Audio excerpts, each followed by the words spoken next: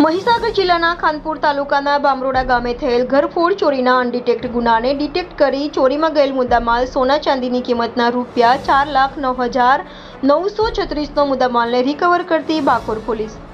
Panchmahal range નાયબ police મહાનિર્દેશક RV Ansari તેમજ મહીસાગર જિલ્લા પોલીસ અધિક્ષક જયદીપસિંહ જાડેજા તેમજ મદદનીશ પોલીસ અધિક્ષક વિવેક ભેડાનાએ મહીસાગર જિલ્લામાં બનેલ મિલકત સંબંધી અનડિટેક્ટ ગુનાઓને ડિટેક્ટ કરવા સૂચના કરેલ હોય અને જેને અનુસંધાને બાકોર પોલીસ મથક ખાતે નોંધાયેલ બામરોડા ગામે થયેલ ઘરફોડ ચોરીના ગુનામાં આરોપીઓને મહીસાગર જિલ્લા પોલીસ તેમજ મહીસાગર એલસીબી પોલીસની મદદ મેળવીને ટેકનિકલ સર્વેલન્સના આધારે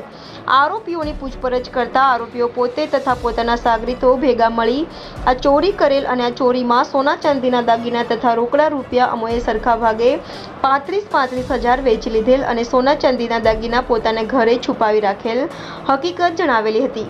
જેથી આ આરોપીઓનું ટ્રાન્સફર વોરંટ મેળવી ડુંગરપુર જેલમાંથી કબજો મેળવવા અટક કરી મુદ્દામાલ સંબંધે પૂછપરછ કરી